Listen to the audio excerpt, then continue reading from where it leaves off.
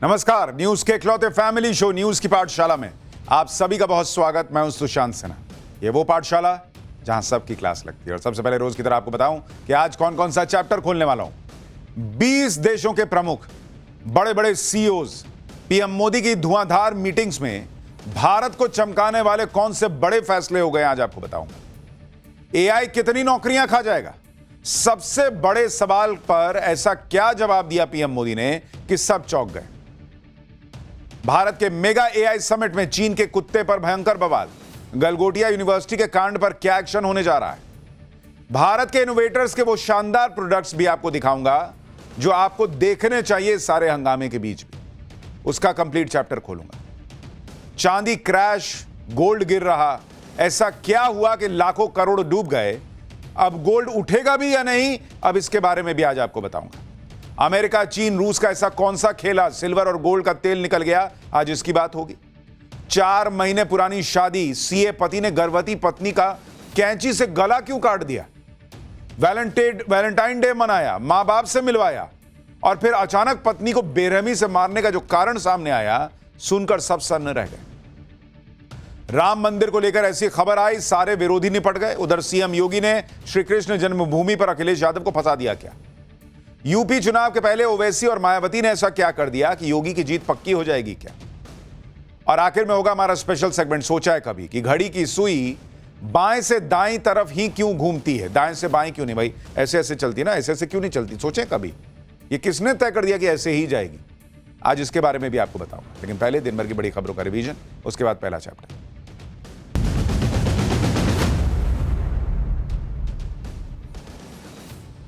राज्यसभा की 37 सीटों के लिए चुनाव तारीखों का ऐलान हो गया है।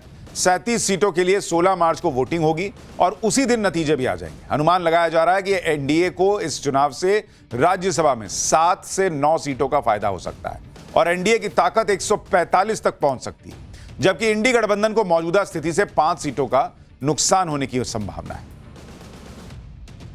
महाराष्ट्र में मुस्लिम आरक्षण पर सीएम देवेंद्र फडणवीस ने फुल स्टॉप लगा दिया है। मुसलमानों को 5% का कोटा पूरी तरह से खत्म कर दिया गया है।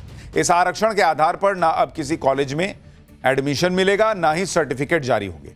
मुस्लिम आरक्षण से जुड़े पुराने सभी सर्कुलर और ऑर्डर निरस्त कर दिए गए। ईडी ने बंगाल की सीएम ममता बनर्जी, डीजीपी और कोलकाता पुलिस कमिश्नर के खिलाफ एफआईआर दर्ज करने की मांग की है। ईडी ने सुप्रीम कोर्ट में याचिका दाखिल करते हुए आरोप लगाया कि आईपैक पर रेड के दौरान ममता बनर्जी ने कंप्यूटर डेटा का बैकअप रोक दिया था। इसके साथ ही सबूत और सीसीटीवी स्टोरेज भी चुराया गया। अरुणाचल प्रदेश और नागालैंड के जंगल में आग बुझाने का काम युद्ध स्तर पर चल रहा है। भारतीय सेना और वायुसेना आग बुझाने के ऑपरेशन में लगे हैं। सेना के हेलीकॉप्टर से आग पर पानी का छिड़काव किया जा रहा है। अरुणाचल प्रदेश में आग बुझा ली गई है, जबकि नागालैंड में रेस्क्यू ऑपरेशन चल रहा है।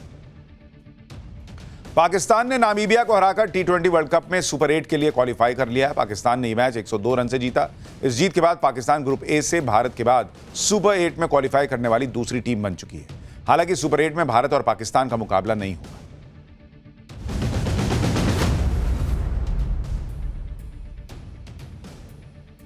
यह हो गया दिन भर का रिवीजन। अब पाठशाला की पहली क्लास। 20 देशों के प्रमुख, बड़े बड़े सीईओज, पीएम मोदी की धुआंधार मीटिंग्स में भारत को चमकाने वाले कौन से बड़े फैसले हो गए। एआई कितनी नौकरियां खा जाएगा, सबसे बड़े सवाल पर ऐसा क्या जवाब दिया पीएम मोदी ने कि सब चौंक गए। भारत के मेगा एआई समिट में चीन के कुत्ते पर भयंकर बवाल, गलगोटिया यूनिवर्सिटी के कांड पर अब क्या एक्शन होने जा रहा है।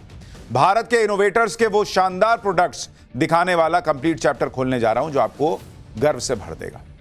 देखिए, जिस वक्त दुनिया के बहुत देश एआई के बारे में सिर्फ सोच ही रहे हैं, उस वक्त में नरेंद्र मोदी ने सोच से आगे बढ़कर ग्लोबल लेवल की समिट करवा दी, जिसमें दुनिया भर के नेता आ रहे हैं, दुनिया भर की बड़ी बड़ी कंपनियां आ रही हैं, दुनिया में भारत की चर्चा हो रही है, बड़ी बड़ी कंपनियों के सीईओज आ रहे हैं।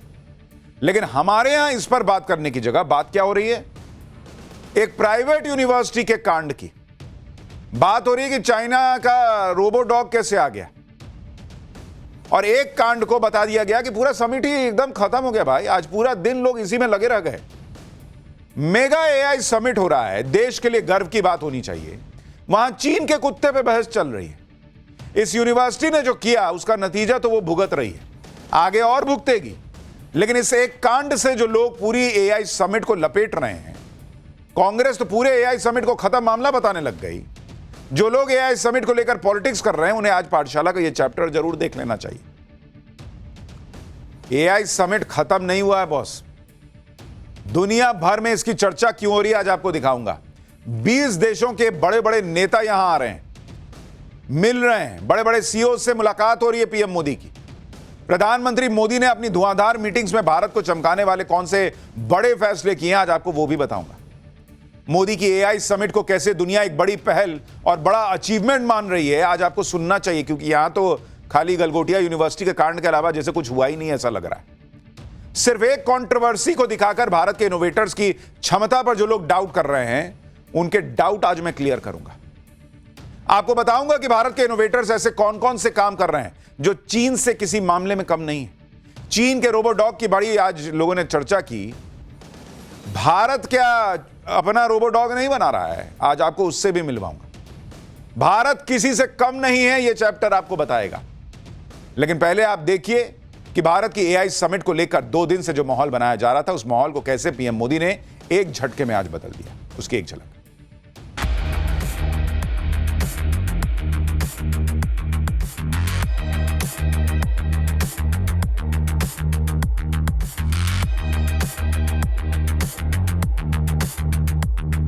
समिट में आपको एक चीनी रोबोट को अपना बताना पड़ रहा है। ये मुझे लगता है इससे बुरी परिस्थिति तो आज़ाद भारत में हमारे हिंदुस्तान की कभी नहीं हुई। हमने ये कभी क्लेम नहीं किया कि हमने कुछ मैन्युफैक्चर किया है जो हमने नहीं किया। एआई समिट को लेकर एक तरफ अचीवमेंट्स हैं, दूसरी तरफ कंट्रोवर्सी। एक तरफ सवाल और बवाल है, दूसरी तरफ नरेंद्र मोदी ने जो किया वो कमाल है। लेकिन आप इस बात को भी समझिए कि कोई एक कंट्रोवर्सी इतनी बड़ी अचीवमेंट को कम कर सकती है क्या? अगर आपके दिल में अपने देश के प्रति जो गर्व का भाव होना चाहिए वो नहीं है, तभी आपको लगेगा कि एआई समिट खराब हो गई। एआई समिट को लेकर चाइनीज रोबोडॉग और एक प्राइवेट यूनिवर्सिटी की जो कंट्रोवर्सी हुई उसके बारे में आगे बताऊंगा, लेकिन पहले अचीवमेंट की बात करना जरूरी है बॉस। क्योंकि नरेंद्र मोदी की एआई समिट ऐसी है, भारत की एआई समिट ऐसी है जिसकी बात पूरी दुनिया में हो रही है। यह दुनिया में ग्लोबल साउथ को लेकर भारत की लीडरशिप दिखा रहा है। लोग लगे पड़े हैं चाइनीज कुत्ते के पीछे। अरे पहले भारत जो अचीव कर रहा है वो देखो ना यार। आप देखिए कि कुछ देर पहले ही पीएम मोदी एआई समिट में पहुंचे और वहां वर्ल्ड लीडर्स का स्वागत किया। 20 देशों के प्रमुख एआई समिट के लिए भारत आए हैं। इसमें से ज्यादातर नेता भारत आ चुके हैं। पीएम मोदी ने एआई समिट में उनका स्वागत किया। यूएन के जनरल सेक्रेटरी भी भारत मंडपम पहुंचे। यानी कोई छोटा मोटा इवेंट कर दिया वैसा नहीं है। दुनिया को नरेंद्र मोदी ये दिखा रहे हैं कि भारत जो चीजें कर रहा है वो किस बड़े स्केल पर करता है। बड़े बड़े नेता एआई समिट में आ चुके हैं। बड़ी बड़ी कंपनियों के सीईओ इसके लिए आए हुए हैं। आज पीएम मोदी ने गूगल के सीईओ सुंदर पिचाई से भी मुलाकात की है। तस्वीरें आप देखिए। अच्छा, पीएम मोदी कई बार विदेश जाते हैं तो सूट बूट पहनते हैं। आज बहुत दिन बाद घर में भी देख रहा हूं भारत में भी सूट बूट पहन के थे। पीएम मोदी ने सुंदर पिचाई के साथ एआई पर चर्चा की। कैसे गूगल जैसा टेक्नोलॉजी जायंट भारत के टैलेंट स्टूडेंट्स और प्रोफेशनल्स के साथ एआई की फील्ड में काम कर सकता है, इस पर बातचीत हुई। गूगल के सीईओ ने आज ही एक बड़ा ऐलान भी कर दिया। सुंदर पिचाई ने कहा कि वो इंडिया अमेरिका कनेक्ट इनिशिएटिव का ऐलान कर रहे हैं। इसके तहत भारत और अमेरिका के बीच एआई कनेक्टिविटी को बढ़ाया जाएगा। इसके साथ Google AI professional certificate programme का भी ऐलान किया गया। भारत की बात करते हुए गूगल के सीईओ ने कहा कि भारत की स्थिति बहुत अच्छी है, कोई बाधा है ही नहीं। सुंदर पिचाई ने कहा कि भारत इस तरह का बदलाव ला रहा है या भारत में ऐसा बदलाव हो रहा है जिससे next world leading AI major Bharat में तैयार होंगे। सुंदर पिचाई को दिख रहा है कि भारत में गजब हो रखा है एआई के मामले में। कांग्रेस कह रही कि बाप रे बाप क्या ही कांड हो रहा है, क्या हो रहा, कुछ नहीं हो रहा। सुंदर पिचाई ने माना कि भारत में एआई के इकोसिस्टम को विकसित करने में अहम काम हुआ है। सुंदर पिचाई ने भारत के एआई मॉडल सर्वम का जिक्र किया, जो बताता है कि भारत में घरेलू लेवल पर एआई तकनीक पर बढ़िया काम हो रहा है। यहां भारत में कुछ लोग एआई समिट पर सवाल उठा रहे हैं। उधर दुनिया के बड़े बड़े देशों के नेता एआई समिट को लेकर इतना एक्साइटेड हैं कि वो नरेंद्र मोदी के साथ दिल वाला इमोजी बना रहे हैं। पीएम मोदी और फ्रांस के राष्ट्रपति की यह तस्वीर एआई जनरेटेड है, लेकिन इसे फ्रांस के राष्ट्रपति ने पोस्ट किया है। मतलब ये बताते हुए कि हम ऐसा ही कुछ फील कर रहे हैं। और लिखा है कि when friends connect, innovation follows, ready for the AI impact summit. आप देखिए कि एक तरफ भारत में ही एक इकोसिस्टम है जो एआई समिट को बदनाम करने में लगा है। दूसरी तरफ दुनिया की बड़ी बड़ी कंपनी के प्रतिनिधि भारत की एआई ताकत को सलाम कर रहे हैं। जैसे प्रोसेस, जो दुनिया की बड़ी टेक इन्वेस्टर्स कंपनी है, वो कह रही है कि भारत में उपभोक्ता उद्यम मजबूत है। कंपनी के अधिकारी कह रहे हैं कि भारत की ग्रोथ बहुत फास्ट है। कंपनी बोल रही है कि भारत का एआई समिट ग्रेट है, यह बहुत बड़ा है, यहां बहुत सी चीजें हो रही हैं, बहुत ही अद्भुत है। बड़ी बड़ी कंपनी भारत के एआई समिट को ग्रेट बता रही है। और अपने यहां के कांग्रेस और बाकी लोग क्या कह रहे हैं अभी आगे दिखाऊंगा। अंतर्राष्ट्रीय कंपनी एनवीडिया ने कहा कि भारत अपने मजबूत डेवलपर नेटवर्क, स्टार्टअप और साझेदारों के साथ एआई इनोवेशन के सबसे महत्वपूर्ण केंद्रों में से एक बन गया है। यह बातें वो कंपनी कह रही है जो दुनिया की सबसे बड़ी कंपनियों में गिनी जाती है। इसी तरह global venture capital firm SL ने कहा है कि भारत अगले दशक में टेक्नोलॉजी का उपयोग करके अपने मार्केट कैपिटलाइजेशन को 2 ट्रिलियन अमेरिकी डॉलर का इजाफा करने जा रहा है। कंपनी ने कहा कि इसका मतलब यह है कि भारत में 100 बिलियन डॉलर वाली कई कंपनियां होने वाली हैं और यह बहुत बड़ा जंप होगा। इसी तरह गूगल डीप माइंड के सीईओ ने कहा है कि अगर भारत के युवा एआई के नए उपकरणों को पूरी तरह से अपना लें और उनमें महारत हासिल कर लें तो वो एआई परिवर्तन के अग्रदूत के रूप में उभर सकते हैं। यानी दुनिया भर की बड़ी बड़ी कंपनियां कह रही हैं बॉस कि भारत लीड कर रहा है और आगे और लीड करेगा। भारत में एआई को लेकर अपॉर्चुनिटीज की प्रबल संभावनाएं खुली हुई हैं। आप मेटा कंपनी के एआई चीफ ऑफिसर को सुनिए जो कह रहे हैं कि अमेरिका की तुलना में भारत में ज्यादा कंज्यूमर एआई स्टार्टअप्स हैं। वो भारत के लिए और क्या कह रहे हैं, एक बार सुनिए आप। I think India is actually दुनिया की बड़ी बड़ी कंपनियां भारत के एआई समिट को न सिर्फ गेम चेंजर बता रही बल्कि बड़ी बड़ी कंपनियां एआई के मामले में भारत में निवेश भी करने वाली। ग्लोबल चिप मेजर क्वालकॉम ने यह कह दिया है कि भारत में 1360 करोड़ रुपए का निवेश का प्लान है।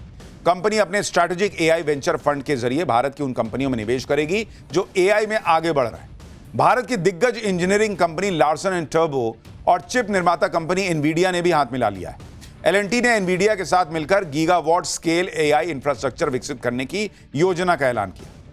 यानी भारत के एआई सेक्टर में इंटरनेशनल कंपनियां दिलचस्पी दिखा रही हैं। उन्हें भारत में नए नए मौके दिख रहे हैं। आप केंद्रीय मंत्री अश्विनी वैष्णव को सुनिए, वो तो दावा कर रहे हैं कि अगले 2 सालों में एआई के क्षेत्र में $200 बिलियन का निवेश हो सकता है। So far, whatever investment commitments we have seen, looks like in the coming 2 years, we should be seeing more than $200 billion worth investment across the 5 layers of AI stack. Bharat में होने वाले एआई समिट की चर्चा पूरी दुनिया में हो रही है क्योंकि ये एआई समिट ग्लोबल साउथ की आवाज बन रहा है। एआई को लेकर पीएम मोदी का क्या विजन है वो पीएम मोदी ने खुद बताया। एक न्यूज एजेंसी को दिए इंटरव्यू में पीएम मोदी ने कहा कि आत्मनिर्भर भारत में एआई के लिए उनका विजन 3 पिलर पर टिका है: संप्रभुता, समावेशिता और इनोवेशन। उन्होंने कहा कि उनका विजन है कि भारत दुनिया भर में टॉप 3 एआई सुपर पावर में से एक होना चाहिए और सिर्फ एआई के इस्तेमाल में ही नहीं बल्कि बनाने में भी। हमारे एआई मॉडल दुनिया भर में इस्तेमाल किए जाएं जो करोड़ों लोगों को उनकी अपनी भाषाओं में सर्विस देंगे। पीएम मोदी ने कहा कि हम चाहते हैं कि एआई के फायदे सभी तक पहुंचे, न कि सिर्फ शुरुआती तौर पर इसे अपनाने वालों तक ही सीमित रहे। ग्लोबल साउथ में आयोजित पहले ग्लोबल एआई समिट के तौर पर भारत एक ऐसा प्लेटफॉर्म बन रहा है जो कम प्रतिनिधित्व वाली आवाजों और विकास की प्राथमिकताओं को बढ़ावा देता है। युवाओं में एआई से नौकरियां छिन जाने के डर को दूर करते हुए पीएम मोदी ने कहा कि तैयारी डर का सबसे अच्छा जवाब है, इसलिए सरकार स्किलिंग और रीस्किलिंग पर लगातार निवेश कर रही है ताकि लोग एआई वाले भविष्य के लिए तैयार हो सकें। उन्होंने कहा कि सरकार इस चुनौती को भविष्य की समस्या मानकर टाल नहीं रही है बल्कि इसे आज की जरूरत मानकर काम कर रही है और लोगों में यह स्किल डेवलप करने पर काम कर रही है। इतिहास बताता है कि टेक्नोलॉजी से काम खत्म नहीं होता, काम का नेचर बदलता है और नई तरह की नौकरियां बनती हैं। कुछ रोल बदलेंगे लेकिन डिजिटल बदलाव ने नई टेक जॉब्स भी आएंगी। यानी एआई सबकी नौकरियां खा जाएगा, उस डर को भी पीएम मोदी ने दूर किया कि अरे नहीं बॉस, आप खुद को अपग्रेड कीजिए और अगर टेक्नोलॉजी आएगी तो दूसरे तरह की नौकरियां आएंगी तो उसके लिए तैयार रहिए। भाई लोग यही तो सोचते थे कंप्यूटर आएगा, बाप रे बाप सबकी नौकरी चली जाएगी। हुआ क्या ऐसा? यह माना कि काम के तरीकों में बदलाव होंगे, कुछ नौकरियां जाएंगी लेकिन कई नई क्रिएट होंगी। भारत में एआई को रफ्तार देने के लिए पीएम मोदी लगातार काम कर रहा है। मोदी सरकार इंडिया एआई मिशन 2.0 पर काम कर रही है। केंद्रीय मंत्री अश्विनी वैष्णव ने बताया कि सरकार जल्दी ही इंडिया एआई मिशन 2.0 लॉन्च करने जा रही है। अश्विनी वैष्णव ने बताया कि जैसे भारत ने यूपीआई बनाया था, वैसे ही एआई का यूपीआई बनेगा जो पूरी दुनिया के लिए होगा। केंद्रीय मंत्री ने कहा कि यूपीआई टाइप प्लेटफॉर्म की तरह भारत एआई की सर्विस देगा, यानी भारत ऐसे एआई मॉडल्स तैयार करेगा जो भारतीयों की तो मदद करेंगे, साथ ही ग्लोबल साउथ के कमजोर देशों में भी इसका इस्तेमाल हो सकेगा। भारत में जो एआई समिट हो रहा है उसमें 100 से ज्यादा देश हिस्सा ले रहे हैं। 20 देशों के प्रमुख भारत में, यानी अगले 2 दिन वर्ल्ड डिप्लोमेसी का मेगा शो भारत में हो रहा है। और नरेंद्र मोदी जानबूझ के इसे ग्रैंड लेवल पर कर रहे हैं, क्योंकि जब भी दुनिया में कहीं एआई की बात हो, हर आदमी के दिमाग में एआई सुनते ही भारत का नाम आना चाहिए। हर कंपनी के दिमाग में आना चाहिए कि एआई पे कुछ कर रहा हूं तो भारत में जाके करना चाहिए।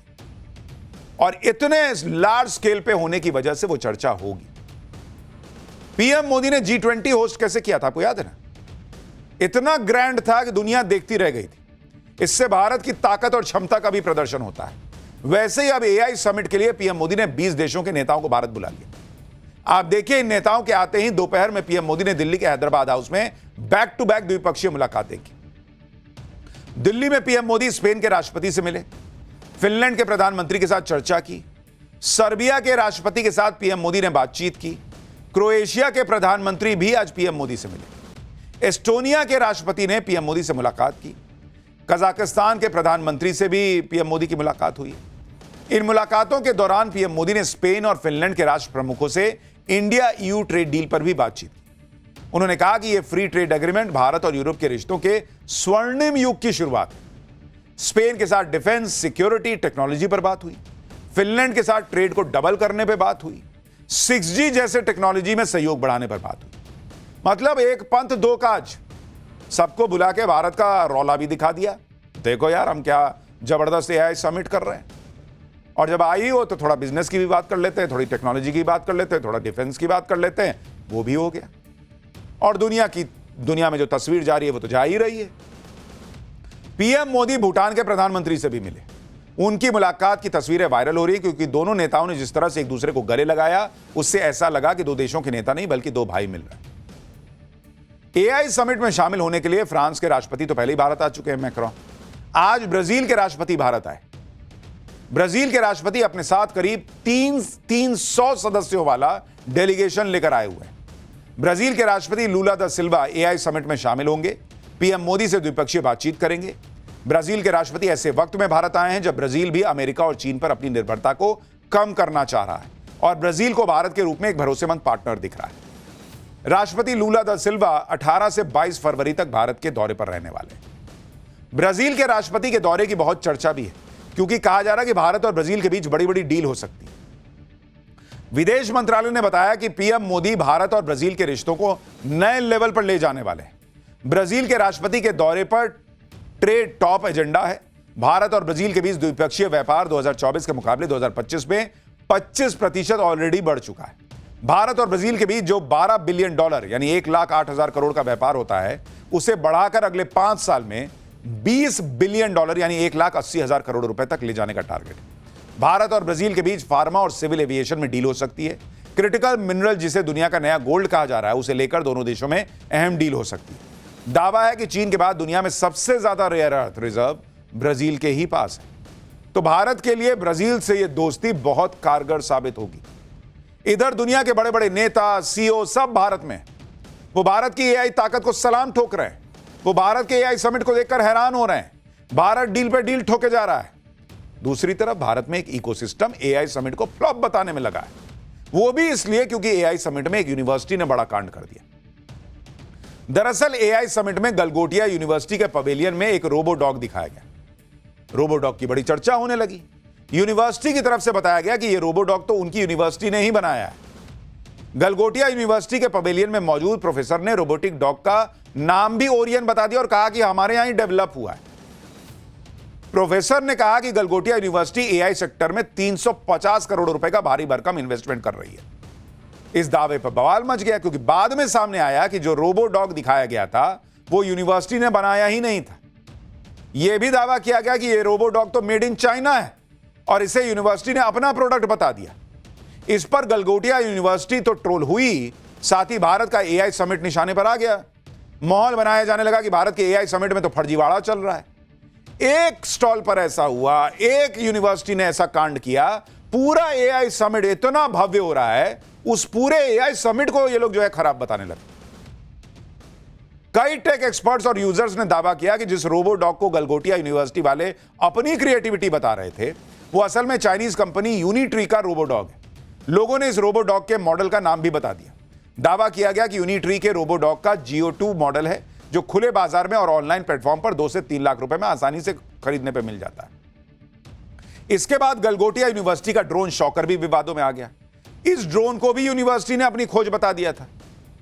दावा किया कि इंडिया का पहला ड्रोन शॉकर एरिना है, लेकिन यूनिवर्सिटी का यह दावा भी झूठा निकला। कई लोगों ने बताया कि असल में यह कोरिया का ड्रोन है। लोगों ने इस ड्रोन के मॉडल का नाम भी बता दिया, स्ट्राइकर V3 ARF। दावा किया गया कि मार्केट में इसकी कीमत 40,000 रुपए, लेकिन यूनिवर्सिटी ने दावा ठोक दिया था कि हम ही बनाए बे किए हैं। जब गलगोटिया यूनिवर्सिटी के दावे एक्सपोज होने लगे तो उनके लोगों को समझ में नहीं आया कि अब क्या करें, तो कांड हो गया। इसी चक्कर में बयान पर बयान बदलते रहे। सीधे माफी मांगनी चाहिए था ना जी, तो थेथराई करने लगे। माफी मांगने की जगह इधर उधर की बात करने लगे। कभी मीडिया पर कंट्रोवर्सी क्रिएट करने को लेकर सवाल खड़े करने लगे, कभी समझ का फेर बता दिया। ये लोग दावा करने लगे कि उन्होंने तो चाइनीज रोबोडॉग को अपना बताया ही नहीं था।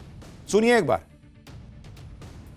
मैं जो कहना चाहती हूँ वो शायद मैं बहुत अच्छे से कह नहीं पाई, समय के अभाव के कारण या आसपास के बज़ और शोर के कारण, और आप जो समझना चाहते हैं शायद आपने उसमें पूरा धैर्य नहीं दिया उसको ठीक तरह से समझने का। हमने ये कभी क्लेम नहीं किया कि हमने कुछ मैन्युफैक्चर किया है, जो हमने नहीं किया। प्रोफेसर नेहा, कल हमने देखा था कि वो डॉग का ही video, the whole focus was on that dog. आपने डेवलप शब्द का भी यूज किया था। तो डेवलपमेंट का मतलब किसी चीज को डिजाइन और मैन्युफैक्चर करना नहीं होता है। देख रहे हैं, थेथराई देख रहे हैं कि हमने तो डेवलप कहा था, हमने मैन्युफैक्चरिंग नहीं कहा था, आप लोग नहीं समझे। और बाद में इसी यूनिवर्सिटी ने माफी मांगी कि हमारी जो महिला कर्मी वहां थी उनको समझ में नहीं आया कि क्या बोलना है, कैमरा देख के हड़बड़ा गई और ये सब बोल दी। तो बाद में माफी काहे मांगे? पहले काहे ये सब फालतू का थेथराई हो रहा था? चीचा लेदर अपना तो कराई, बाकी लोगों का भी हो गया, पूरे एआई समिट का करवा दिए कि इकोसिस्टम से चीचा लेदर। उस सफाई में कह रहे हैं कि इनको समझ में नहीं आया क्या बोलना है, तो नहीं समझ में आया तो कल गलत बोली, तो आज फिर काहे के लिए भेज दिए थे इनको? अब जब चीचा लेदर हो रही है तो यूनिवर्सिटी जो है लिपापोती कर रहा है, तमाशा कर रहा है। और डेवलप किए थे, मैन्युफैक्चर नहीं किए थे, तो वहां क्या दिखाने आए थे कि हम खरीद के कैसे चलाते हैं? घर बैठते फिर। जिस तरह का काम गलगोटिया यूनिवर्सिटी के लोगों ने किया उस पर तो सीधे सीधे माफी मांगनी चाहिए थी और कट लेना चाहिए था, लेकिन ये लोग तब भी नहीं निकले। जब सरकार ने हड़काया तो इन्होंने अपना बोरिया बिस्तर समेटा और वहां से निकले। गलगोटिया यूनिवर्सिटी के लोगों को एआई समिट एक्सपो से बाहर निकाल दिया गया। आयोजकों ने पहले यूनिवर्सिटी के पवेलियन की बिजली काटी और फिर ताला लगाकर बैरिकेडिंग कर दी। सोचिए कितना बेइज्जती हुआ है। कैसा 2 करोड़ का यूनिवर्सिटी का प्रशासन है भाई, इतना बड़ा समिट देश का हो रहा है, तुम वहां इस तरह की चीज कर रहे हो कि हम नहीं जाएंगे, हम नहीं जाएंगे। केंद्रीय मंत्री अश्विनी वैष्णव ने क्लियर कट कर दिया कि जिसने गलत किया उसके खिलाफ तुरंत एक्शन लिया गया। एक बार उनको भी सुनिए।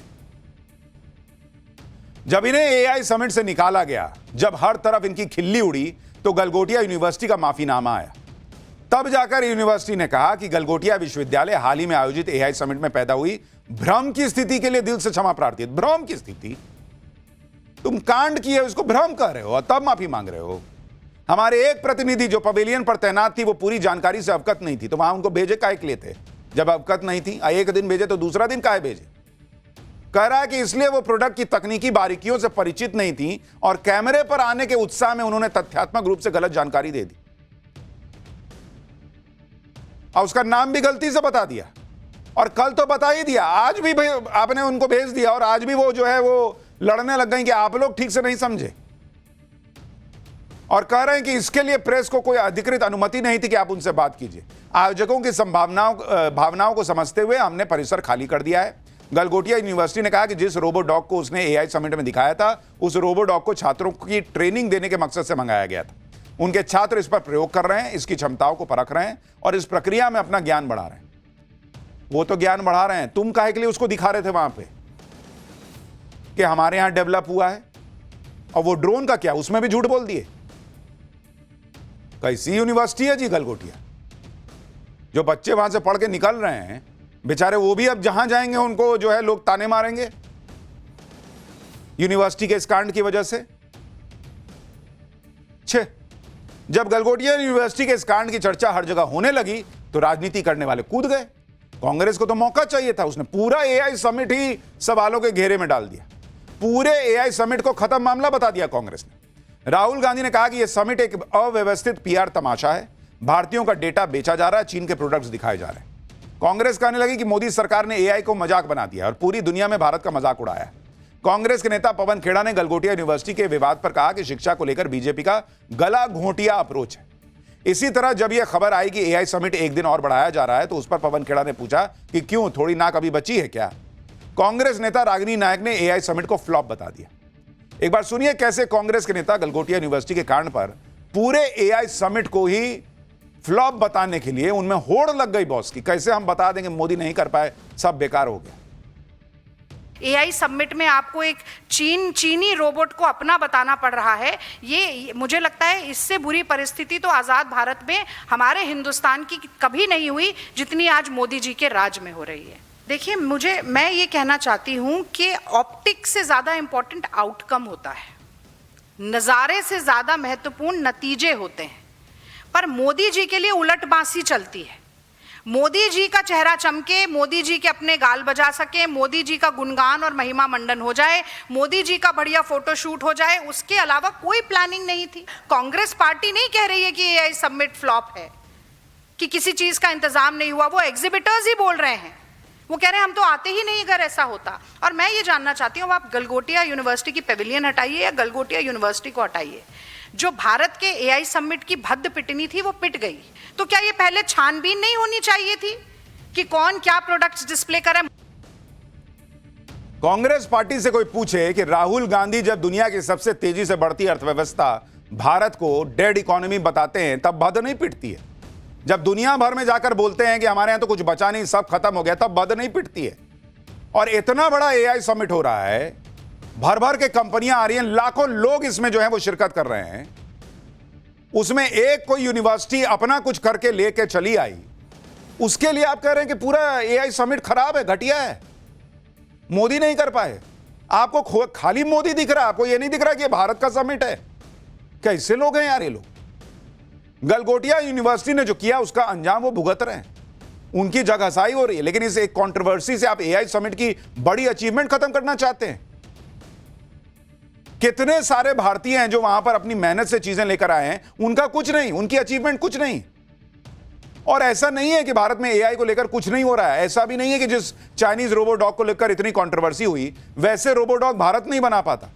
भारत की कंपनियां भी स्वदेशी रोबोडॉग बना रही हैं। आप देखिए, भारत की उभरती हुई हाईटेक कंपनी एडवर्ब टेक्नोलॉजीज ने ट्रैकर नाम का एक रोबोडॉग विकसित किया है जिसकी इंजीनियरिंग पूरी तरह से स्वदेशी है। इस रोबोडॉग को सर्विलांस, इंस्पेक्शन और सिक्योरिटी पेट्रोलिंग के लिए डिजाइन किया गया है। दिल्ली के एआई समिट में स्वदेशी रोबोडॉग ट्रैकर को डिस्प्ले किया गया। और आप सोचिए, जिन्होंने इतनी मेहनत से यह बनाया उनकी बात नहीं हो रही है। एक ने कांड कर दिया तो सबकी मेहनत खत्म करने पे तुले हैं ये लोग। देखिए कैसे ये काम कर रहा है भारत का स्वदेशी डायलॉग। इसी तरह से भारत की दिग्गज engineering company Larsen and turbo भी इस तरह के रोबोट बना रही है। इसी तरह भारत की कई कंपनियां इस तरह के रोबोट्स बना चुकी हैं। पुणे की कंपनी म्यूकस रोबोटिक्स, इसी तरह एक और कंपनी है स्ट्राइडर रोबोटिक्स, ये लोग भी रोबोडॉग बना रही हैं। और इस तरह के रोबोडॉग्स का इस्तेमाल इंडियन आर्मी पहले से कर रही है और भारत की कंपनी ने इंडियन आर्मी के लिए ही रोबोडॉग्स बनाए। आप सोचिए, भारत में इतना सब कुछ हो रहा है, ऐसे ऐसे इनोवेशन हो रहे हैं। कांग्रेस को किसी हाल में बस साबित कर देना कि सब फेल हो गया, खत्म हो गया, मामला खत्म, समिट खत्म करो, इस पर चर्चा ही मत करो, मोदी ने सब बर्बाद कर दिया। उनके लिए तेजी से बढ़ती अर्थव्यवस्था भी उनको डेड दिखती है और जिस एआई समिट की दुनिया में चर्चा है वो भी डेड दिखता है। पॉलिटिक्स में उनकी हालत कैसी है मैं क्या बताऊं, आपको पता ही है। पाठशाला में अब अगली क्लास। चांदी क्रैश, गोल्ड गिर रहा, ऐसा क्या हुआ कि लाखों करोड़ों डूब गए? अब गोल्ड उठेगा भी या नहीं? अमेरिका, चीन और रशिया का कौन सा ऐसा खेला, सिल्वर और गोल्ड का तेल निकल गया? अब इसका चैप्टर। भाई इस वक्त गोल्ड और सिल्वर की फिर से बहुत ज्यादा चर्चा है क्योंकि सोना और चांदी जिस तेजी से ऊपर गया था, ऐसा लग रहा था कि अब तो भैया ये तो 8वां आसमान फाड़ के ऊपर चला जाएगा, उससे कहीं डबल तेजी से नीचे आने लगा है। सोने चांदी के दाम जब बढ़ रहे थे तो बहुत लोगों ने इसमें यह सोचकर पैसा लगा दिया कि गोल्ड सिल्वर के रेट अभी और ऊपर जाएंगे।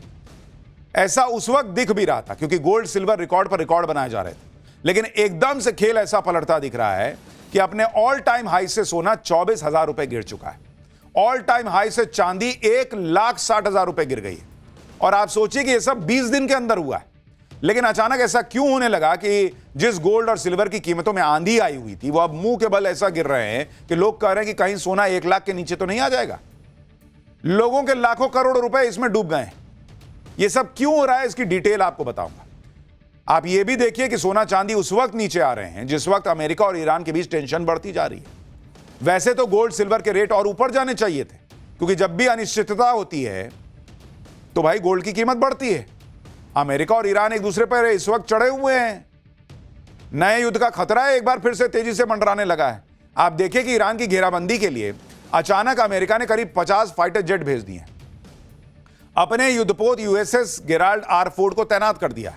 अमेरिका का युद्धपोत कैरिबियन इलाके से निकलकर मिडिल ईस्ट के उस इलाके में पहुंच चुका है जहां से ईरान पर कभी भी हमला हो सकता है। अमेरिका में यह चर्चा फिर से तेज हो गई है कि ट्रंप अब कभी भी ईरान पर हमला कर सकते हैं क्योंकि अमेरिका और ईरान के बीच जो बातचीत चल रही है उसमें बात बन नहीं रही और ट्रंप के लोग सीधी धमकी दे रहे हैं कि अगर बात बिगड़ गई तो ईरान को छोड़ेंगे नहीं। उधर ईरान भी कम नहीं है, वो भी तैयारी कर चुका है कि अगर अमेरिका ने हमला किया तो फिर से जवाब दूंगा। ईरान रूस और चीन के साथ समंदर में सैन्य अभ्यास कर रहा है और ट्रंप को लगातार मैसेज दे रहा है कि हमला हुआ तो हम नहीं छोड़ेंगे। लेकिन युद्ध के इस खतरे के बीच गोल्ड और सिल्वर के दामों का क्या होगा? क्या सोने और चांदी की तेजी अब खत्म मान लें या सोना चांदी फिर भागेगा?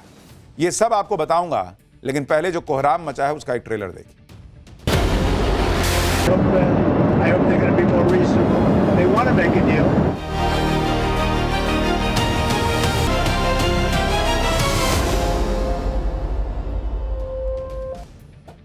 सबसे पहले बात गोल्ड के गिरने की और चांदी के क्रैश होने की। अभी तक तो सोना चांदी ने गदर काट रखा था, लेकिन अब फिर से लोग भयंकर कंफ्यूजन में जी रहे हैं कि सोना चांदी खरीदना है या भाई बेच के निकल जाना है।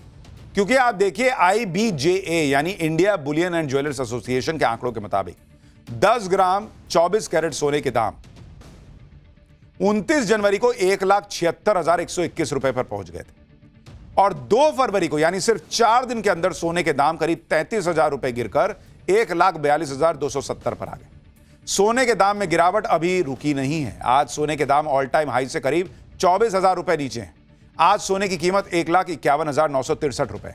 अगर सोना और चांदी दोनों की बात करें तो सोने की कीमत 20 दिनों में करीब 14% गिर चुकी है और चांदी की कीमत इन 20 दिनों में 38% गिर चुकी है। आप देखिए कि इन सभी वजहों से जिस तरह सोना गिरा और चांदी क्रैश हुआ उसने कैसे लाखों करोड़ रुपए लोगों के डुबा दिए। आप देखिए किस तरह से लोगों का नुकसान हो रहा है और इसलिए लोग उहापोह में भाई कि क्या करना है, खरीदना है, बेच के निकल जाना है। 17 फरवरी अगर आप देखेंगे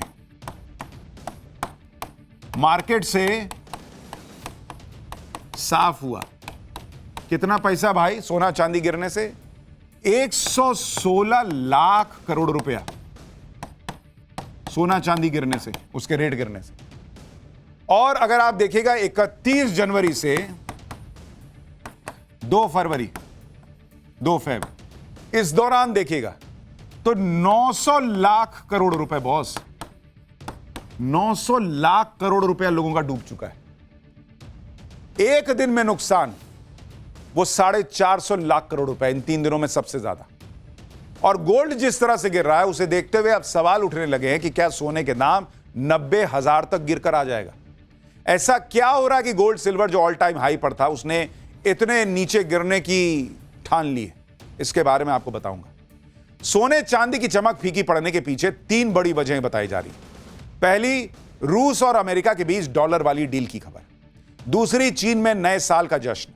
और तीसरी, ईरान और अमेरिका के बीच बातचीत। अब ये तीनों क्यों ये वजह बन रही हैं गोल्ड और सिल्वर के रेट के गिरने की, उसको डिटेल में समझिए। सोने चांदी की कीमतों में जिस खबर का सबसे ज्यादा असर पड़ा है वो है अमेरिका और रूस के बीच डॉलर को लेकर होने वाली संभावित डील। मीडिया रिपोर्ट्स के मुताबिक रूस के राष्ट्रपति पुतिन अमेरिका के राष्ट्रपति ट्रंप के साथ आर्थिक साझेदारी बढ़ाने पर विचार कर रहे हैं, जिसके लिए रूस अमेरिकी डॉलर में कारोबार के लिए तैयार हो सकता है। अगर ऐसा होता है तो यह पुतिन का उस फैसले का से यू टर्न होगा जिसमें उन्होंने ग्लोबल ट्रेड में डी डॉलराइजेशन को बढ़ावा देने की हामी भरी।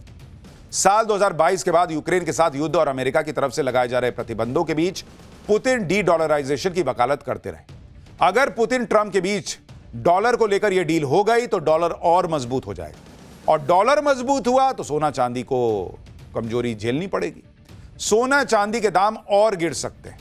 आप देखिए कि 12 फरवरी को इस डील की खबर आते ही इंटरनेशनल मार्केट में सोने की कीमत करीब 3% गिर गई थी, जबकि भारत में भी सोने के दाम एक ही दिन में 3,000 रुपए गिर गए थे। अभी सिर्फ डील की संभावना पर इतनी गिरावट हो गई है। डील हो गई तो सोचिए क्या होगा। लेकिन सोने और चांदी की कीमतों में लगातार आ रही गिरावट के लिए चीन को भी जिम्मेदार माना जा रहा है। दरअसल इन दिनों चीन के लोग चाइनीज न्यू ईयर का जश्न मनाने में डूबे हैं। चीनी नववर्ष 17 फरवरी से शुरू हुआ है। इस दौरान चीन के शेयर मार्केट ही नहीं, एशिया में मलेशिया, सिंगापुर, दक्षिण कोरिया और ताइवान भी शेयर बाजार करीब एक हफ्ते तक बंद रहता है। यहां का शेयर मार्केट बंद होने से ग्लोबल मार्केट में कई बड़े प्लेयर गायब रहते हैं। इससे सोने और चांदी जैसे मेटल्स की डिमांड घट जाती है। आप देखिए कि 17 फरवरी को ही सोने और चांदी के दाम करीब 2% तक गिर गए। मतलब चीन में, मलेशिया में यहां पर लोग न्यू ईयर सेलिब्रेट कर रहे हैं, और यहां सोना चांदी जिन्होंने खरीदा था उनके लिए अमावस्या की रात हो रही है। सोने चांदी की कीमतों में आई गिरावट की एक वजह ईरान और अमेरिका के बीच चल रही बातचीत को भी माना जा रहा है, क्योंकि इस बातचीत के सफल होने पर एक बड़े युद्ध का खतरा टल जाएगा। पहले ओमान और अब स्विट्जरलैंड के जिनेवा में ईरान और अमेरिका के बीच बातचीत का दूसरा राउंड चल रहा है। अभी तक तो बातचीत से मौजूदा संकट का हल नहीं निकला है। हालांकि दोनों तरफ से बातचीत सकारात्मक होने के दावे भी किए जा रहे हैं, लेकिन इसी तरह की डील अब तक फाइनल नहीं हो पाई है।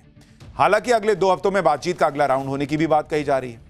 ऐसे में समझना जरूरी है कि ईरान और अमेरिका के बीच बातचीत किस वजह से कामयाब नहीं हो पा रही। दरअसल अमेरिका की तरफ से रेड लाइन तय कर दी गई है कि ईरान को परमाणु कार्यक्रम छोड़ना होगा और मिसाइल कार्यक्रम को सीमित करना होगा, जबकि ईरान इस रेड लाइन को मानने के लिए कतई तैयार नहीं। ईरान का दावा है कि उसका परमाणु कार्यक्रम ऊर्जा जरूरतों को पूरा करने के लिए। साथ ही ईरान ने साफ कर दिया है कि बातचीत सिर्फ परमाणु कार्यक्रम पर ही होगी, मिसाइल कार्यक्रम पर इसमें कोई चर्चा नहीं होगी।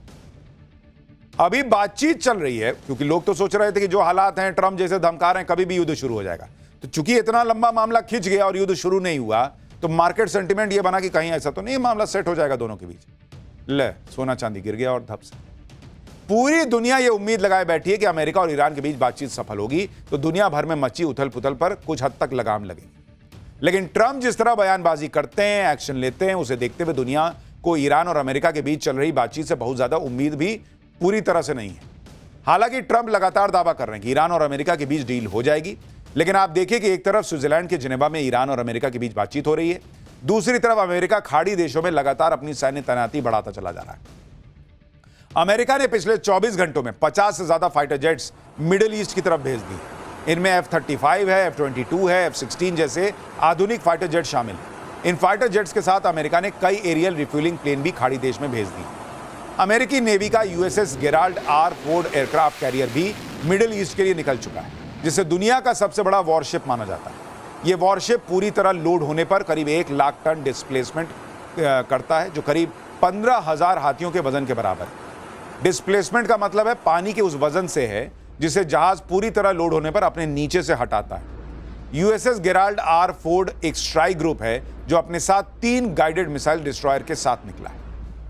यानी उधर बातचीत चल रही है और इधर तैयारी ऐसी चल रही है कि लोग समझ ही नहीं पा रहे हैं कि भाई लड़ोगे कि चुप बैठोगे, एक बार बता दो सोना खरीदेंगे नहीं खरीदेंगे। इससे पहले अमेरिका का समंदर में तैरता किला माना जाने वाला USS अब्राहम लिंकन पहले ही ईरान के पास पहुंचा बैठा है। अपने इन्हीं वॉरशिप्स, फाइटर जेट्स और मजबूत सेना के दम पर ट्रंप लगातार ईरान पर दबाव बनाने में जुटे हैं। कह रहे हैं कि ईरान पिछली बार जैसी गलती नहीं करेगा और अमेरिका के साथ डील कर लेगा। एक बार ट्रंप को सुनिए, फिर आपको ट्रंप की इन प्रेशर टैक्टिक्स पर ईरान के सुप्रीम लीडर ने किस तरह पलटवार किया है वो भी बताता हूं। I would say they've been negotiations because we could have had a deal instead of sending the B-2s in to knock out their nuclear potential. We had to send the B-2s. I hope they're going to be more reasonable. They want to make a deal. Iran के साथ बातचीत के बीच Trump की तरफ से लगातार धमकियां दी जा रही हैं। तो ऐसे में ईरान के सुप्रीम लीडर खामेनेई भी पहली बार खुलकर हुंकार भरते दिखे। ट्रंप के हमले का खामनेई ने जिस अंदाज में जवाब दिया, उसके बाद अमेरिका और ईरान के बीच चल रही बातचीत खटाई में पड़ने की अटकलें तेज होने लगी।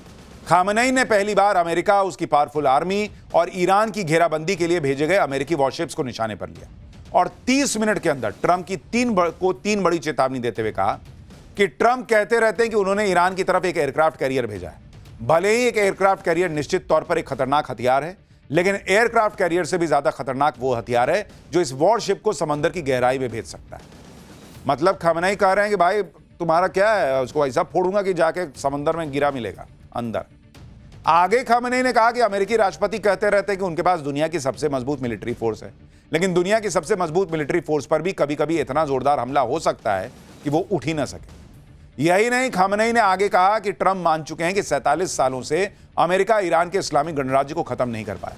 यह एक सच्चा और अच्छा कबूलनामा है। ट्रंप भी ईरान को नहीं झुका पाएंगे। यानी खामनेई ने भी ट्रंप को और पिन मार दिया कि हमको धमकाओ मत, ये सब तस्वीरें दिखा के। अमेरिका के साथ जारी इस तनातनी के बीच ईरान ने एक बार फिर शक्ति प्रदर्शन किया।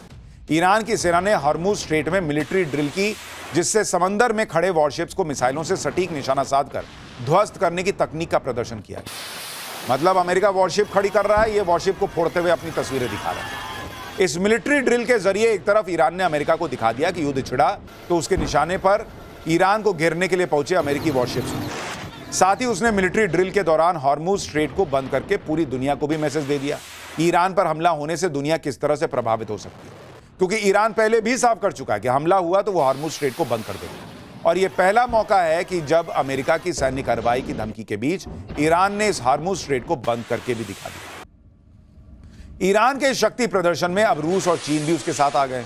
रूस और चीन के युद्धपोत हॉर्मुज में ईरान के साथ होने वाली जॉइंट मिलिट्री ड्रिल के लिए निकल चुके हैं। यानी माहौल जो है वो पूरा अभी जो है ना हिला हुआ है। ये युद्ध होगा नहीं होगा, चाइना में न्यू ईयर सेलिब्रेशन खत्म होगा तो हो सकता है कि सोने चांदी के दाम थोड़े से रिकवर करें, और अगर रशिया और अमेरिका की जो डॉलर को लेकर बातचीत चल रही है अगर वो सफल हो गया तो कीमत और गिर सकती है, नहीं हुआ तो फिर चढ़ जाएगा। तो अभी मामला जो है ना बड़ा ऊपर नीचे है बॉस, जो कीजिएगा बहुत सोच समझ के कीजिएगा। पाठशाला में अब अगला चैप्टर। 4 महीने की पुरानी शादी, सीए पति ने गर्भवती पत्नी का कैंची से गला क्यों काट दिया, वैलेंटाइन डे मनाया, मां बाप से मिलवाया, फिर अचानक पत्नी को बेरहमी से मारने का जो कारण बताया, सुनकर सब सन्न रह गए। इस शॉकिंग खबर को सुनिए। मेरठ के नीले ड्रम का कांड लोग भूले नहीं, ना ही सोनम रघुवंशी और राजा रघुवंशी का मामला भूले हैं जिसने पूरे देश को हिला दिया था। नीले ड्रम कांड में आरोप था कि आरोपी मुस्कान ने प्रेमी के साथ मिलकर पति की हत्या कर दी। सोनम पर आरोप था कि उसने हनीमून पर अपने पति को कॉन्ट्रैक्ट किलर से मरवा दिया। दोनों मामलों में पत्नियों ने अपने पति को ऐसी मौत दी थी जो किसी ने सोची नहीं थी और न कभी हुई थी। अब हरियाणा के झज्जर से इसी तरह की खबर सामने आई, लेकिन इस बार बेरहमी से अपने पार्टनर की हत्या पत्नी ने नहीं बल्कि सीए पति ने की। यह ऐसी वारदात है जिसके बारे में सुनकर रूह कांप जाएगी। एक पति ने अपनी प्रेग्नेंट पत्नी की कैंची से गला काट दी, उसकी हत्या कर दी। किसी को शक ना हो इसलिए उसने वैलेंटाइन डे भी मनाया। प्लान के मुताबिक पत्नी को मायके भी लेकर गया। पुलिस की आंखों में धूल झोंकने के लिए लूट का हाई वोल्टेज ड्रामा रच डाला, लेकिन एक गलती ने उसकी पूरी प्लानिंग की पोल खोल दी। हत्या का आरोपी चार्टर्ड अकाउंटेंट है, जिसकी हत्या की गई वो प्राइवेट बैंक में डिप्टी मैनेजर थी। दोनों वेल सेटल्ड थे और दोनों की शादी मात्र 4 महीने पहले हुई थी, महक और अंशुल की। पत्नी 2 महीने की प्रेग्नेंट थी बॉस। दोनों के बीच ना लड़ाई झगड़ा था, ना ही कोई पारिवारिक विवाद था। फिर ऐसा क्या हुआ कि पति ने पूरी प्लानिंग के साथ पत्नी का मर्डर कर दिया? हर किसी के मन में यह सवाल है। पुलिस ने मर्डर में इस्तेमाल किया हथियार बरामद कर लिया है। आरोपी का कबूलनामा है, हत्या का एविडेंस भी है, लेकिन जब इस खौफनाक मर्डर का मोटिव सुनेंगे तो आप चौंक जाएंगे। झज्जर हत्याकांड की एक एक डिटेल आपको बताऊंगा तो आप हैरान रह जाएंगे, लेकिन पहले जो हुआ है उसकी एक झलक देखिए।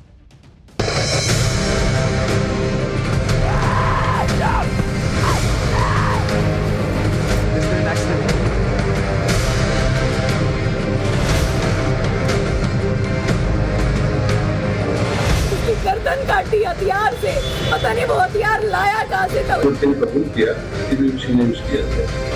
टाइम से प्लान कर रहा था लेकिन हमें उसका पता ही नहीं चला।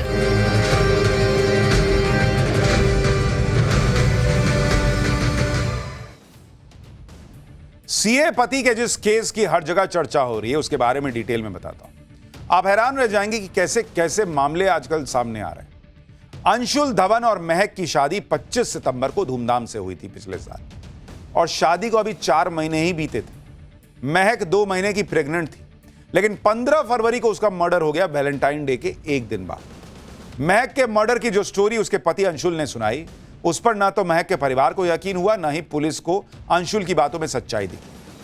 अंशुल ने मर्डर से पहले लूट का ड्रामा रचा। पत्नी के मर्डर की पहले से प्लानिंग कर रखी थी। ऐसे में जब पुलिस ने पूछताछ शुरू की तो अंशुल ने पुलिस को किसी स्क्रिप्ट की तरह कहानी सुना डाली।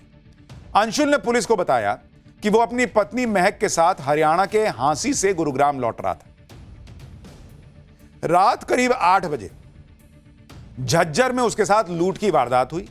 कुछ लोग आए और उन्होंने उनकी कार रुकवा ली, जिसके बाद लुटेरों ने मारपीट और लूटपाट की।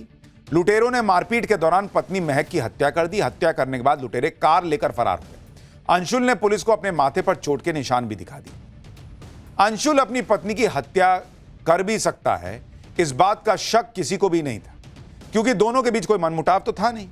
पिछले 4 महीनों में कोई झगड़ा भी नहीं हुआ था जिससे अंशुल पर मर्डर का शक किया जाए। दोनों की अरेंज मैरिज थी और दोनों पति पत्नी अच्छी नौकरी कर रहे थे। महक कथूरिया गुरुग्राम में एक प्राइवेट बैंक में डिप्टी मैनेजर थी। वो पिछले 5 साल से प्राइवेट बैंक में नौकरी कर रही थी। अंशुल धवन भी गुरुग्राम में चार्टर्ड अकाउंटेंट था। महक और अंशुल की शादी 25 सितंबर 2025 को हिसार में हुई। दोनों के बीच में अब तक किसी तरह के मनमुटाव की बातें सामने नहीं आई थी। अंशुल ने महक के मर्डर का ऐसा प्लान बनाया था जिस पर किसी को शक ना हो, लेकिन पुलिस इन्वेस्टिगेशन में अंशुल की कहानी 24 घंटे भी नहीं टिक पाई। पुलिस ने इस मर्डर की गुत्थी को 18 घंटे में ही सुलझा लिया। अंशुल ने पत्नी के मर्डर की प्लानिंग तो बहुत पहले से कर रखी थी, लेकिन पुलिस की इन्वेस्टिगेशन के सामने उसकी पोल खुल गई। अंशुल ने दावा किया था कि मर्डर के दौरान लूटपाट और मारपीट हुई थी, लेकिन वो पुलिस को लुटेरों का हुलिया और वारदात के बारे में ज्यादा बता नहीं पाया। अंशुल धवन ने घटना को अंजाम देने के लिए सुनसान रास्ता चुना, जबकि आमतौर पर गुरुग्राम जाने के लिए रास्ता नहीं लिया जाता। पुलिस को इस पर भी शक हो गया।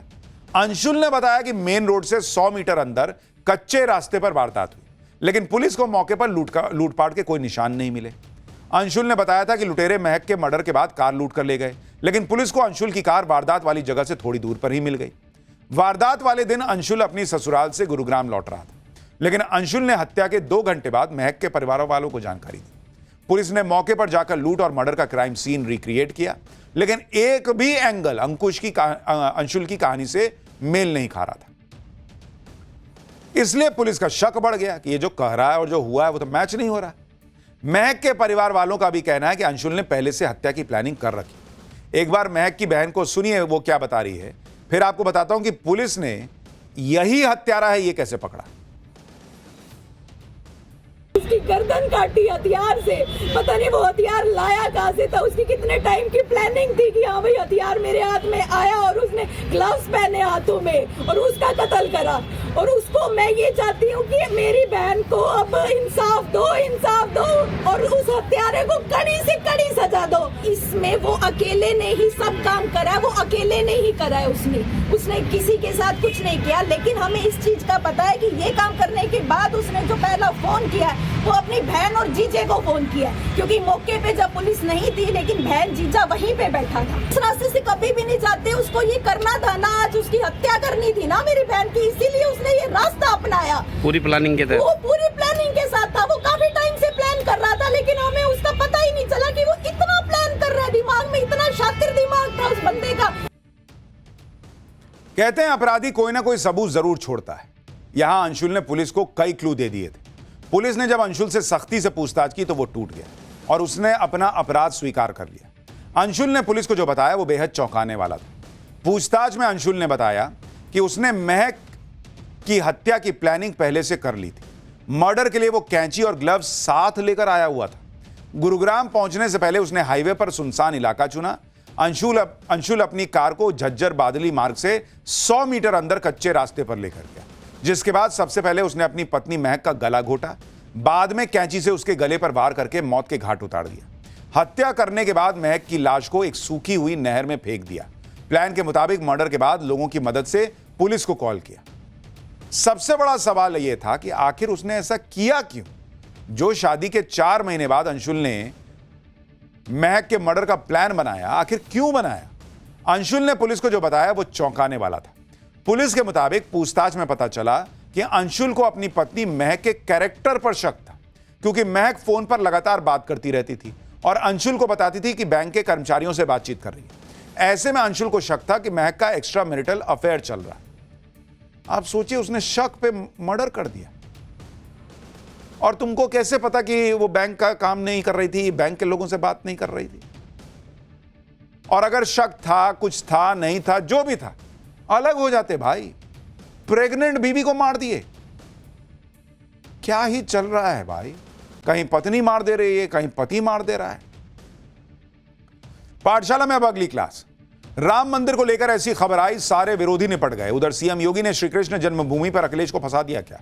यूपी चुनाव के पहले ओवैसी और मायावती ने ऐसा क्या किया कि योगी की जीत पक्की हो जाएगी क्या? इस वक्त उत्तर प्रदेश की राजनीति में गजब हलचल है। सीएम योगी से लेकर अखिलेश यादव और मायावती फुल एक्टिव हैं। इस बीच संघ प्रमुख मोहन भागवत भी यूपी में हैं। उधर ओवैसी भी यूपी की राजनीति में अपनी जगह देख रहे हैं। लेकिन इस हलचल के बीच यूपी की राजनीति के केंद्र में एक बार फिर से अयोध्या और मथुरा आ चुके हैं। आज आपको बताऊंगा कि राम मंदिर पर ऐसी क्या खबर आई है कि सारे योगी के विरोधी और विपक्षी निपट जाएंगे। उधर सीएम योगी ने कृष्ण जन्मभूमि पर अखिलेश यादव को फंसा दिया है क्या? ओवैसी क्या प्लान बना रहे हैं? मायावती ने ऐसा क्या कर दिया जिससे सीएम योगी की जीत पक्की हो जाएगी क्या? आज आपको सब बताने जा रहा हूं। लेकिन पहले बात सीएम योगी और अखिलेश यादव के बीच सियासी लड़ाई के नए राउंड की। अयोध्या में राम मंदिर के निर्माण और काशी विश्वनाथ कॉरिडोर के बाद अब बीजेपी का फोकस मथुरा पर है। बीजेपी के नेता लगातार कहते रहते कि मथुरा में कृष्ण मंदिर जरूर बनेगा। वहीं अखिलेश यादव आरोप लगाते हैं कि बीजेपी चुनाव के लिए राम और कृष्ण के नाम का इस्तेमाल करती है। बीजेपी का धर्म और हिंदुओं से कोई लेना देना नहीं। लेकिन अब सीएम योगी ने अखिलेश यादव को फंसा दिया है। टाइम्स नाउ नवभारत के विकसित भारत समृद्ध यूपी सम्मेलन में उन्होंने कहा कि अखिलेश यादव को मथुरा में श्री कृष्ण जन्मभूमि मंदिर के लिए आगे आना चाहिए। यानी सीएम योगी कह रहे हैं कि अखिलेश को मथुरा में मंदिर के लिए खुद आह्वान करना चाहिए, जिससे लोग उनकी बात पर भरोसा कर सकें। सुनिए एक बार सीएम योगी। शुद्ध नियत से बनाते हैं तो अवश्य जाता है, लेकिन नियत साफ नहीं है। लेकिन मैं उनको बधाई दूंगा, देर आए दुरुस्त आए। आखिर उन्होंने मंदिर बनाया ना, लेकिन मैं उनको इस बात के लिए ऑफर दूंगा, श्री कृष्ण जन्मभूमि के लिए भी कुछ आगे की तैयारी के लिए आगे बढ़े। वह करेंगे तो लोग वो करेंगे, उनको आह्वान करना चाहिए। मथुरा में श्री कृष्ण मंदिर और अयोध्या में राम मंदिर, ये दो ऐसे मुद्दे हैं जिन पर अखिलेश यादव फंस जाते हैं। राम मंदिर की प्राण प्रतिष्ठा के कार्यक्रम में अखिलेश यादव नहीं गए थे। इंडी गठबंधन के कई नेताओं ने तो राम मंदिर की जगह अस्पताल या स्कूल बनाने तक की बात कह दी थी। यह भी पूछा जाता था कि राम मंदिर बनने से हो क्या जाएगा? क्या राम मंदिर बनने से रोजगार मिलेगा क्या? इसी तरह के सवाल पूछने वालों को अब जवाब मिल गया है। आईआईएम लखनऊ की एक स्टडी से पता चला है कि राम मंदिर बनने के बाद अयोध्या की इकोनॉमी किस तरह से रॉकेट बनी। आईआईएम लखनऊ की स्टडी इकोनॉमिक रिनेंस ऑफ अयोध्या के मुताबिक राम मंदिर में प्राण प्रतिष्ठा के बाद टूरिज्म, रोजगार, निवेश और रेवेन्यू में तगड़ा उछाल आया है। प्राण प्रतिष्ठा के बाद 6 महीने में 11 करोड़ श्रद्धालु अयोध्या पहुंचे। अनुमान है कि सालाना 5 से 6 करोड़ श्रद्धालु अयोध्या आएंगे। अयोध्या में स्थानीय कारोबारियों की इनकम 5 गुना बढ़ गई है। पहले 500 रुपए प्रतिदिन कमाने वालों की आय अब 2,500 रुपए प्रतिदिन तक चली गई है। राम मंदिर के आसपास प्रॉपर्टी के रेट 5 से 10 गुना बढ़ गए हैं। अयोध्या में 150 से ज्यादा होटल और होमस्टे खुल गए हैं। ऑनलाइन होटल बुकिंग में 400% तक का उछाल आ चुका है। राम मंदिर बनने के बाद यूपी का जीएसडीपी यानी जो राज्य का बजट है वो 11.6% बढ़कर 27 लाख करोड़ से ज्यादा हो गया है। अयोध्या में टूरिज्म से जुड़ी इकोनॉमी 2028 तक 18,000 करोड़ रुपए होने का अनुमान है। अयोध्या में 85,000 करोड़ की विकास परियोजनाएं चल रही हैं। International airport, hi-tech railway station और सड़कों का नेटवर्क बनाया जा रहा है। अयोध्या में श्रद्धालुओं की भीड़ से रोजगार और उद्योग को बड़ा फायदा मिला है। आईआईएम की स्टडी का दावा है कि अयोध्या में 6,000 के करीब नए एमएसएमई शुरू हुए हैं। अगले 4 से 5 साल में अयोध्या में 1.25 लाख नए रोजगार पैदा होने का अनुमान। यानी राम मंदिर बनने के बाद अयोध्या की किस्मत बदल गई और इसमें योगी आदित्यनाथ का बड़ा योगदान है, क्योंकि ऐसा नहीं कि सिर्फ राम मंदिर बन गया, वहां जो लोग आएंगे उनके लिए क्या व्यवस्था होनी चाहिए, लॉ एंड ऑर्डर कैसा होना चाहिए, सारी चीजों की व्यवस्था पुख्ता की गई, इसलिए यह उछाल दिख रहा है। यानी राम मंदिर बनने के बाद अयोध्या में जो लोग पूछते थे कि क्या बदल जाएगा, अब आईआईएम की रिपोर्ट बता रही है कि लोगों की जिंदगी बदल गई। रामलला की कृपा बरस रही है, हर सेक्टर में विकास हो रहा है और इसका सीधा फायदा अयोध्या के लोगों को मिल रहा है। सुनिए खुद अयोध्या की पब्लिक क्या बता रही है। जो अयोध्या की जीडीपी है वो पिछले 2 सालों में 2.5 गुना बढ़ी है और यहाँ जो रोजगार का प्रतिशत है वो कम से कम 30 से 40% बढ़ा है रोजगार। देखिए, व्यापार में तो बहुत ही ज़्यादा वृद्धि हुई है क्योंकि पहले की अपेक्षा अब बाहर से आने वाले दर्शनार्थियों की संख्या में बहुत ज़्यादा इजाफा हुआ है। व्यापार भी अच्छा बढ़ा है, काफ़ी होटल्स आ रहे हैं अपने यहाँ, जिसकी वजह से बाहर से टूरिस्ट आएंगे तो टूरिस्ट आ ही रहे हैं। बढ़िया बढ़ गया है, योगी और मोदी जी की कृपा से यहाँ का व्यापार बहुत अच्छा चल रहा है सबका। कई गुना बढ़ा होगा? कम से कम 5, 6, 10 गुना बढ़ गया मान के चलो। पहले से अब में बहुत ज्यादा बढ़ गया। लगता है अयोध्या की आर्थिक स्थिति बड़ी मजबूत है। हाँ, बहुत मजबूत है यहाँ की। यानी अयोध्या के लोग बम बम है, मोदी योगी की वजह से उनकी जिंदगी बदल गई ये कह रहे हैं। अब अयोध्या के लोगों का तो समय बदल गया।